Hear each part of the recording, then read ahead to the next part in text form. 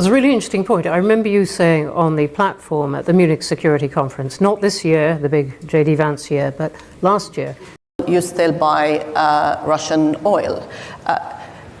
Is that okay with your counterpart from the US? Everything is, your relationship is fine, you can do whatever you want, whenever you want? Your question, do we have multiple options? Answer is yes. Is that a problem? Why should it be a problem? If I'm smart enough to have multiple options, you should be admiring me. You shouldn't be criticizing. Now, is that a problem for other people?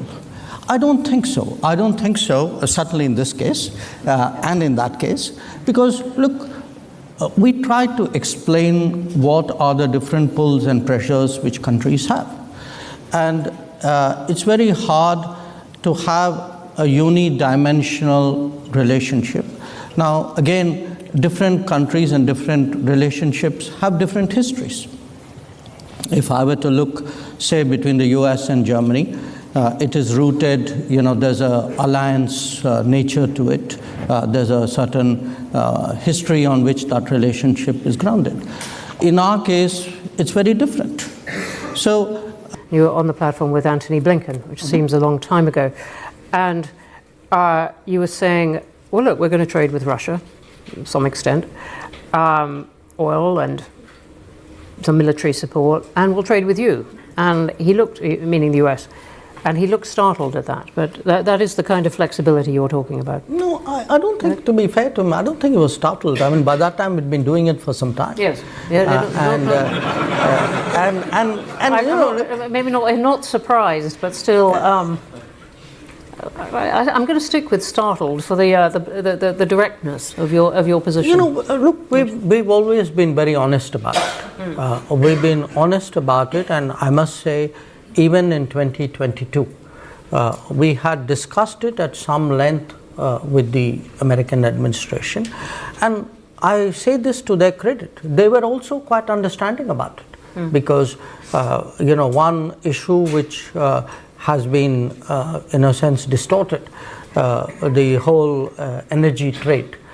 The fact is that after 2022, you did not want the Ukraine conflict to trigger a global energy crisis. We did not want to see global inflation, and which meant that somebody had to buy Russian oil.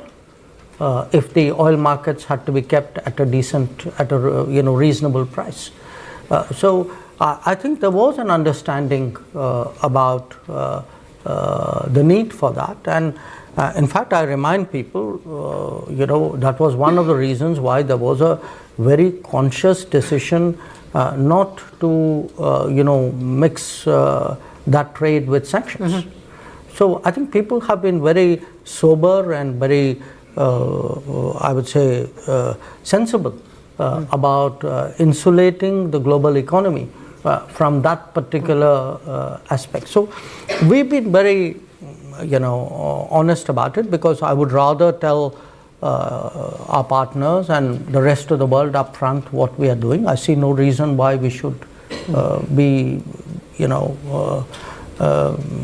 less than direct in any way. I don't want you to even inadvertently give the impression that we are purely and unsentimentally transactional. We are not.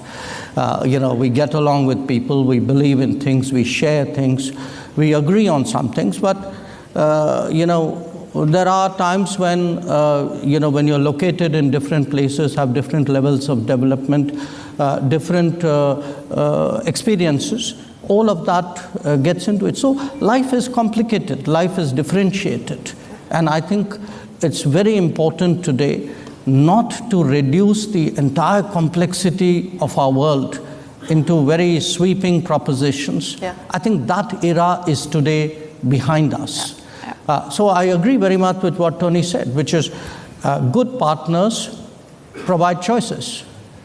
Smart partners take some of those choices. But sometimes there will be choices on which you say, well, I think I'll pass up on that one. What about the BRICS? What would India like the BRICS to be? Economic grouping? more ideological one? What's the value of it going to be?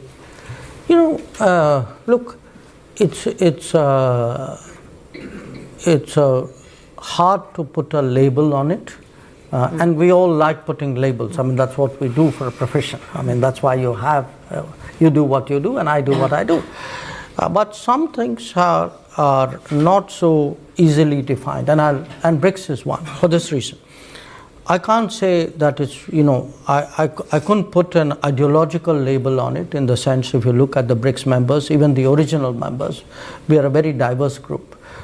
We are an exception to the normal rules on which groups are formed. I mean, normally countries who are proximate geographically to each other or have some particular shared history or some kind of ethnic or linguistic commonality. This is normally the basis to create a group. Now, BRICS defies all those assumptions. So it's not like the Commonwealth, it's not like the NATO, it's not like the G7. It's not like anything which had been conceptualized earlier. The BRICS started in an era where Western dominance was very strong. The premier gathering of the world was the G7, and you had a number of significant powers in the world who felt that, well, they were not part of the G7, but maybe they also brought value to the table by sitting and discussing with others.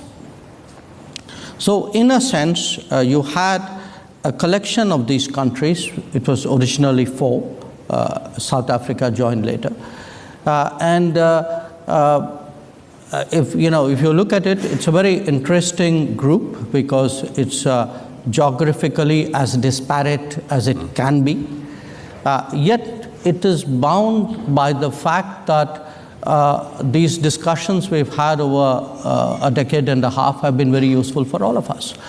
Now, like any product, you test it in the market at some point. We tested it last year and asked people, so how many of you want to join BRICS? And we got almost 30 countries who were willing to join BRICS. So clearly, if 30 countries saw value in it, there must be something good we've done. So I think it's important today to make a distinction between being non-West and anti-West.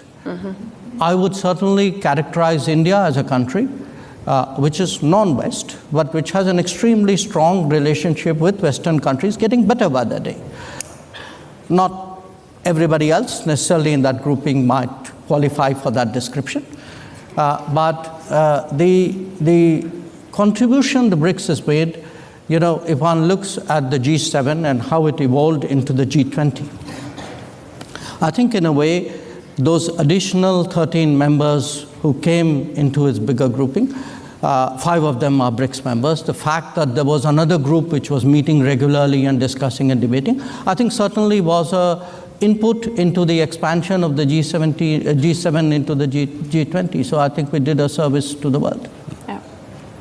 I mean, if I were to really look at what brought BRICS countries together, it was a sense among very major powers that they were not getting their due place or due share of global conversations and decision making, and they would be better off if they came together and then, shall I say, sent a collective message.